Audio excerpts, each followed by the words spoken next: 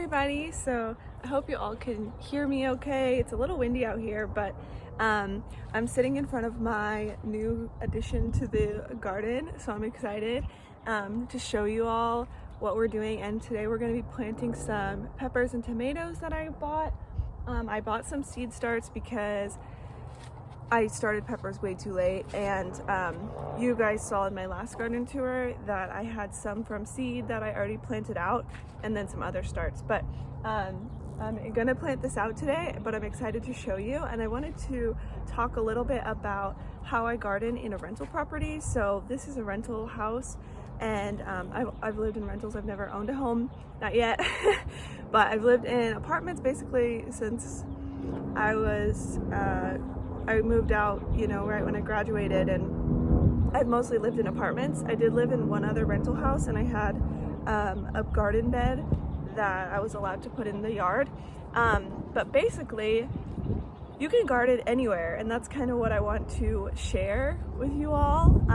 That even if you live in an apartment, even if you live in an apartment with no patio, you can definitely garden. In our last apartment, I'll try to insert a picture here.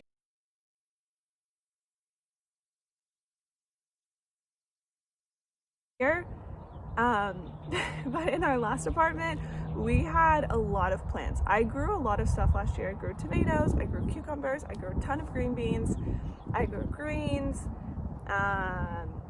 herbs. A lot of the stuff that I actually have at this house is from my apartment. We moved it over. Sorry, I'm like in the most awkward position. Anyways, also it's like super warm out, so I'm wearing my new to me thrifted dress. So anyways, got off track. But a lot of the things I have in pots that are perennials, I brought from my apartment. My blueberry bushes I had there didn't grow any blueberries. They didn't produce any fruit last year yet. But I have a lot of perennial plants that I brought over. My fig tree, my lemon tree, which I will show you guys in the next garden tour. I'm gonna save some stuff that I want to show you for the April garden tour, but because today we're just gonna be mostly planting this bed out.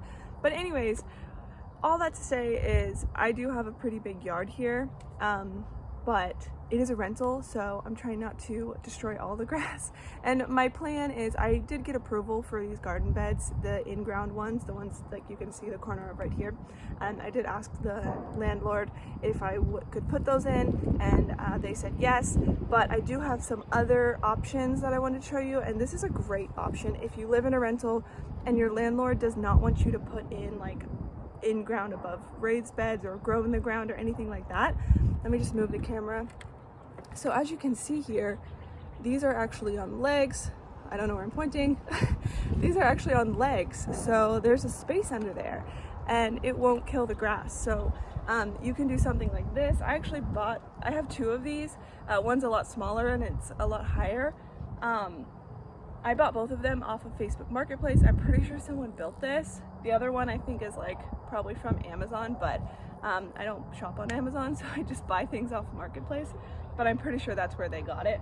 But anyways, I'm pretty sure someone built this, and so you can definitely build something like this. That was my initial plan, but then I saw this one and the person said they would deliver, so I was like, cool. And you can definitely garden in something like this. You can garden in grow bags, which I have a lot of grow bags. You can garden in, there's so many things that you can garden in, and I just wanted to talk about how I garden in rentals, just to kind of encourage people to do it as well. And another thing that I will mention that I want to make a whole video on is I actually have hydroponic gardens as well inside my house, and I had those in our last apartment. So if you do live in a place that doesn't have a patio or doesn't get a lot of sunlight, which I know is a huge issue when you're renting, especially in apartments. And last year I know I would have gotten a much bigger yield on things like tomatoes and things like that if we had more sun. But the problem with living in an apartment or like a condo or even a townhome maybe is that you probably only have windows on one side of your house, or you only get sun on your patio from one direction. Especially if you live in a tall building, the sun goes over the building, and you only get like 4 hours, 5 hours of sun. So if you have a situation like that, hydroponics might be a really great option, and you don't need any light. The light is all built in. So that's my little rant. I will make a video about hydroponics probably in the next month or so, but since it's so nice outside, we're gonna focus on outside garden today.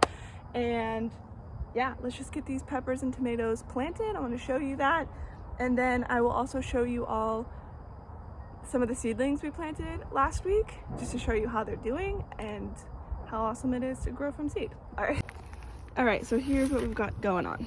That one's fallen over. So some of these I bought at a grocery store.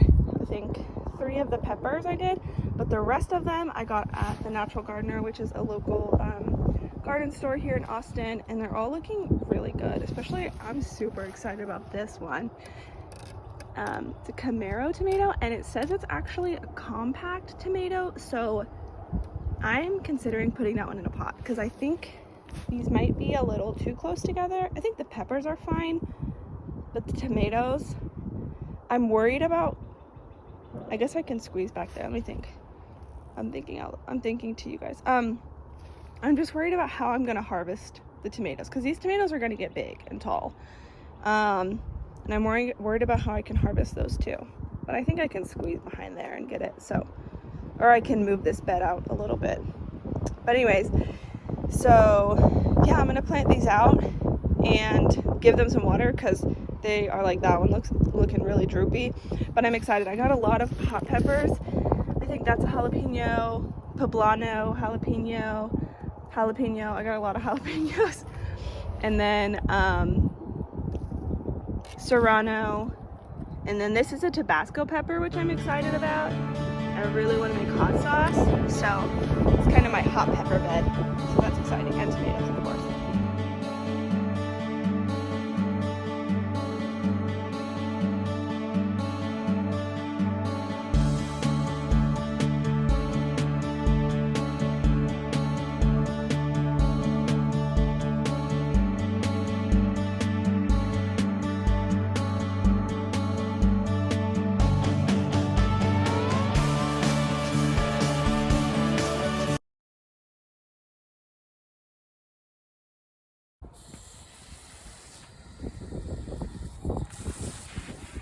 So, I don't know if you can see, sorry, I got the camera shot. There's already some buds on these pepper plants, and there have been on some of my others as well, and I'm actually gonna remove those.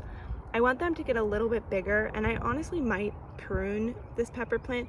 So I'm doing a little experiment, and I'm pruning some of my pepper plants because some people say it makes production way better, and some people say don't do it. But I'm definitely going to remove these flowers, and I think I'll prune a couple of these just as like an experiment, prune versus no prune. And another thing I've been doing, I did it with all my other tomatoes, is I've been pruning the bottom leaves off of them. I haven't done these yet. I might give them a couple days in the ground and then do it. And the reason is I just want to focus the energy on new growth instead of them putting more energy into making these bottom leaves bigger. So this one's looking a little sad. I think it'll perk up. It looked really great yesterday when I bought it. It just was dried out. So yeah, it should perk up. But that's what I've been doing, is pruning the bottom leaves off. You just want to make sure you leave 4 leaves at the top. Let me just show you some of the other ones that I had planted out. So as you can see, the stalk, I've just pruned off a few of the bottom leaves here on these. And yeah, it looks a little bit, you know, sad because it's not as bushy, but it really helps promote the growth to these new leaves. So I would highly recommend doing that. I know a lot of people really not over prune, but they like to prune their tomatoes a lot. I'm a moderate pruner, I would say. I do prune. There's some people that don't prune at all, they just let them go wild. I do prune, but I'm not like a wild pruner. So you'll see once the tomatoes get bigger how I handle that. But yeah, it just, especially when they're this little, just to give them all that energy towards that new growth, which is what we want. All right, so I got it all mulched. I put like 2.5, 3 inches of mulch down. And the mulch that I'm using is this Texas Native cedar mulch, red cedar mulch. and it's actually a natural pest control, which is awesome.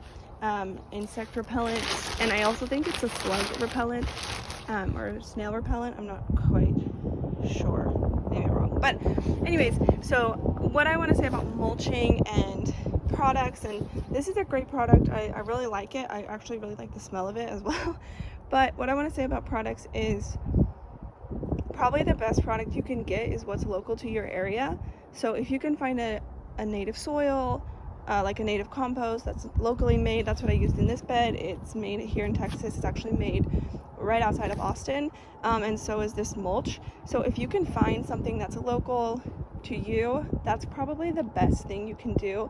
So don't go out searching for this Texas native compost or mulch if you're not in Texas. But if you're in Texas, they pretty much sell it everywhere. I think it's made in Cedar Park or something, Round Rock, whatever. It's right outside of Austin. So got it all mulched, got it all ready. Let's go see the seedlings. So not all of them have sprouted, but we've got some marigolds coming up, zinnias coming up, echinacea is not coming up yet. The dill just started to come up. This is all cucumbers. These are, man, I can never remember, maybe Market More cucumbers. And then all my dill just sprouted, so I stuck it in the sun. So this tray is in the sun now. My other trays that haven't sprouted yet, they're still in the shade. I'm waiting for them to sprout. So you just want to keep your seedlings moist. I watered them this morning, but I'm going to fill the bottom of this tray with water because those are drying out a little. But yeah, I just wanted to show you. It's only been 5 days maybe, and we already got a whole bunch of growth. All right, I'm sitting down. So that's all I have for you all today. Thank you for joining me. I hope you all have a good rest of your day, and I hope this inspired you to consider growing some food no matter where you live. I think you can do it anywhere, and you know, you can wait until you live on a huge 12-acre, 15-acre farm, but then you won't have any of the skills that you'll need. You know, if that's your long-term goal, is to homestead and to have a big garden and everything, and I think that's great, and that's definitely a goal of mine. But starting small and learning things takes years. It takes years to learn gardening and all of that. So you're gonna make a lot of mistakes, and that's okay. But once you have that goal, that dream place, you're gonna know what to do, and you're gonna have a lot more experience. And maybe that's not your goal, you know. I'm just talking about my own goals. You know, I would love to have some land, but maybe you just want to have a backyard garden, but you live in an apartment, you know. It's okay. You can start in a couple pots. You don't need a huge yard to have your own garden. So I hope that inspired some of you all and gave you some ideas of, you know, different ways to grow in a rental, in a small space, things like that. But I hope you all enjoyed it. I hope you have some sunny weather where you live. I know we're ahead of a lot of people when it comes to growing seasons, but maybe that will be perfect for a lot of people who aren't here in Central Texas, to see what's coming, what's next for them. So it's very exciting. We have spring in the air, enjoying the sun. But yeah, I hope you all have a good rest of your day, and thank you for joining me. Bye.